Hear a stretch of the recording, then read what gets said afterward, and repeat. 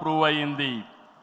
విద్యుత్ సంస్కరణలు, open sky policy, PPP విధానాల్లో మౌలిక సదుపాయాలు, ప్రజల వద్దకు పాలన, జవాబుదారీ వ్యవస్థ, ఇలాంటి అనేక విషయాల్లో మనం దేశానికి పరిచయం చేశాం.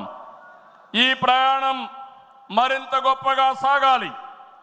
ప్రస్తుత టెక్నాలజీ యుగంలో ప్రజల అవసరాలకు అనుగుణంగా పార్టీ విధానాల్లో నూతనత్వాన్ని తీసుకొద్దాం.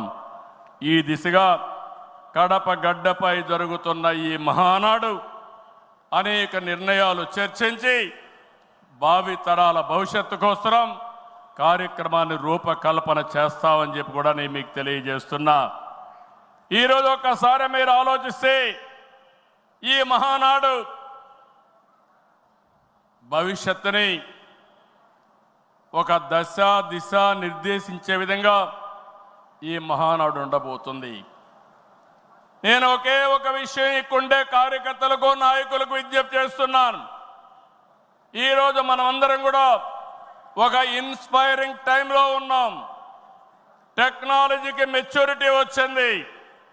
స్వాతంత్రం వచ్చిన తర్వాత 78 సంవత్సరాల్లో ఏమి అభివృద్ధి జరిగిందో రాబోయే 22 సంవత్సరాల్లో అంతకంటే రెట్టింపు అభివృద్ధి జరిగే అవకాశం ఉంది. దీనికి కారణం ఈ దేశంలో ఉండే ప్రజలే కారణం అని చెప్పి నేను మీకు తెలియజేస్తున్నా. ఆ దిశగా ఈ మహానాడు ఒక చరిత్రలో మిగిలిపోతుంది. 2025 కడప మహానాడు ఒక చరిత్ర తిరగ రాయడానికి దోహదం చేస్తుందని మరొక్కసారి విజ్ఞప్తి చేస్తున్నాను. అందుకే ఇప్పుడే నాయకత్వంతో మాట్లాడినాక నేను మాట్లాడిన తర్వాత లోకేష్ గారు పార్టీకి 6 శాసనాలతో ఒక బ్లూ ప్రింట్ రిలీజ్ చేస్తారు. అదే మాదిరిగా ఈరోజు రేపు మనం లా అండ్ ఆర్డర్ గురించి మాట్లాడుతున్నాం. లా అండ్ ఆర్డర్లో నేను ఒకటే చెప్తున్నాను, నేరస్తులు ఎక్కడున్నా వదిలిపెట్టే సమస్య లేదు.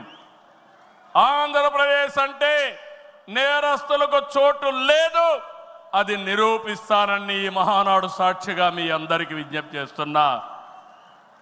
ఇంకో పక్క నదుల అనుసంధానం, పోలవరం పూర్తి చేసి జలహారతి ద్వారా ప్రతి ఎకరాకు నీళ్ళిచ్చి తెలుగు ప్రజల రుణం తీర్చుకునే విధంగా తీర్మానాన్ని పాస్ చేయడమే కాకుండా ఆచరణ చేస్తాం.